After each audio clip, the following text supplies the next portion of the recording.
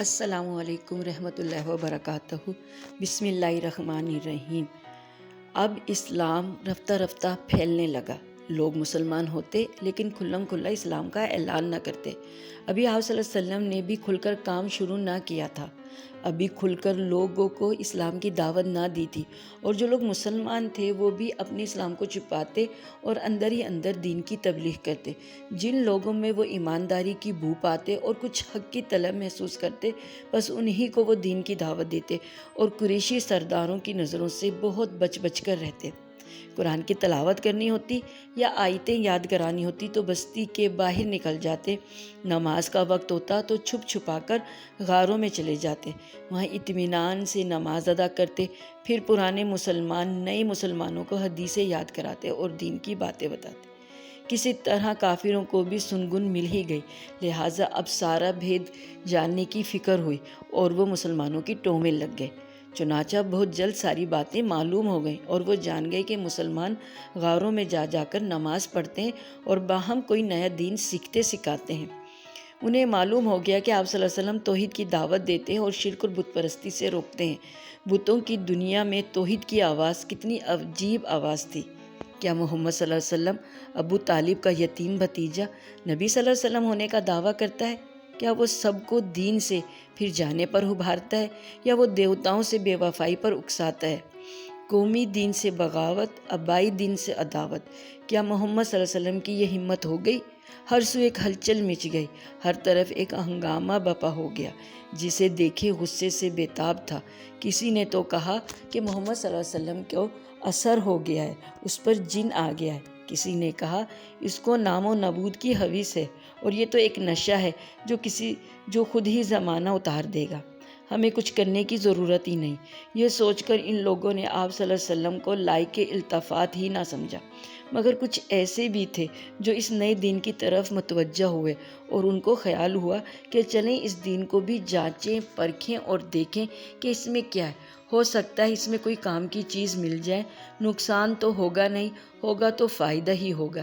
یہ سوچ کر وہ جائزہ لیتے، نتیجہ یہ ہوتا کہ ان میں سے ان کو اچھائیاں ہی اچھائیاں نظر آنے لگی اور وہ مسلمان ہو گئے۔ ابو طالب کے بھی دل میں آیا کہ چلیں بھتیجے سے ملیں اور دیکھیں اس نے کیسا دین نکالا ہے۔ ایک دن ابو طالب اسی ارادے سے گھر سے نکلے اور ساتھ علی کے بھائی جعفر کو بھی لے گئے۔ آئے تو دیکھا کہ آپ صلی اللہ علیہ وسلم ایک گھاٹی میں نماز پڑھ رہے ہیں اور ساتھ میں لخت جگر علی بھی ہیں۔ دونوں آبادی سے بہت دور آ کر نماز پڑھ رہے ہیں کیونکہ ان کے اور ان کے ساتھیوں کے ڈر سے۔ آپ صلی اللہ علیہ وسلم نماز سے فارغ ہوئے تو ابو طالب نے پوچھا، بھتیجے تم نے یہ کیسا دین اپنایا ہے؟ آپ صلی اللہ علیہ وسلم نے فرمایا، چچا یہ اللہ کا دین ہے، اس کے فرشتوں کا دین، یہی سارے نبیوں کا اور رسولوں کا دین ہے۔ دادا ابراہیم کا بھی یہی دین ہے۔ اللہ نے یہ دین دے کر مجھے دنیا کی ہدایت کے لیے بھیجا ہے۔ چچا جان آپ کا مجھ پر سب سے زیادہ حق ہے، میرے خیر خواہی کہ آپ سب سے زیادہ مستحق ہے۔ آپ کے ساتھ میری سب سے بڑی خیر خواہی یہی ہے کہ آپ کو اس دین کی دعوت دوں اور آپ کو بھی چاہیے کہ میری اس خواہش کو ٹھکرائیں نہیں۔ ابو طالب نے کہا، بھتیجے باپ دادا کا دین چھوڑنا تو میرے لیے ناممکن ہے، البتہ میری ہمدردیاں تمہارے ساتھ ہیں، جب تک جان میں جان ہے تمہارا کوئی کچھ نہیں بگاڑ سکتا۔ پھر علی کی طرف متوجہ ہوئے اور پوچھا، بیٹے اس دین میں تو آ گئے لیکن اسے سمجھتے بھی ہو؟ علی نے جواب دیا، ہاں ابا جان، میں خدا اور اس کے رسول صلی اللہ علیہ وسلم پر ایمان لایا ہوں اور جو کچھ کہتے ہیں اس کو مانتا ہوں، رب کو خوش کرنے کے لیے نمازیں بھی پڑھتا ہوں۔ ابو طالب نے کہا، ٹھیک ہے بیٹے، محمد بھلی باتیں ہی بتاتے ہیں، وہ جیسا کہیں ویسا ہی کیا کرو۔ ابو طالب نے خود تو مسلمان نہیں ہوئے مگر بیٹوں کے لیے اسلام ہی کو پسند کیا۔ کیا اس میں بھی کوئی راز تھا؟ مسلمان جب نماز پڑھتے تو قریش ان کا مذاق اڑاتے، وہ رکوع کرتے تو یہ کہکہ لگاتے اور جب وہ سجدے کرتے تو یہ جملے چست کرتے۔ روز بروز یہ چیز بڑھتی ہی گئی، بدماشوں نے اسے ایک ہنسی دل لگی کا سامان بنا لیا۔ مسلمان مکہ کی گھاٹیوں میں عصر اور چاشت کی نمازیں پڑھا کرتے، ٹھیک اسی وقت یہ بھی وہیں پہنچ جاتے، پھر آنکھیں مارتے، کچھ اشارے بازیاں کرتے اور پھر زور کا کہکا لگاتے۔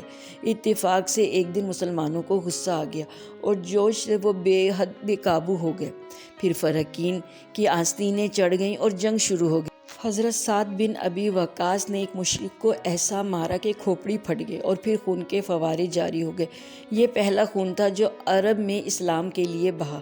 جتنا ہو سکتا پیارے نبی مشرکوں سے دور رہتے تاکہ مسلمان ان کی شرارتوں سے محفوظ رہیں۔ چنانچہ قرآن سنانا ہوتا یا کوئی نئی وحی ہوتی تو آپ صلی اللہ علیہ وسلم سب کو داد ارقم میں لے کر چلے جاتے۔ آپ صلی اللہ علیہ وسلم کو نبی ہوئے 3 سال ہو گئے۔ اب ہر ایک جان گیا کہ آپ صلی اللہ علیہ وسلم ایک نئے دین کی دعوت دیتے ہیں، اور سب کو معلوم ہو گیا کہ آپ صلی اللہ علیہ وسلم زور پکڑ رہی ہیں اور ساتھی کافی بڑھ گئے ہیں۔ چنانچہ اب اللہ کا حکم ہوا کہ آپ صلی اللہ علیہ وسلم کھلم کھلا دعوت دیں، جو کام اب تک چھپ کر کرتے تھے اب اعلانیہ کریں۔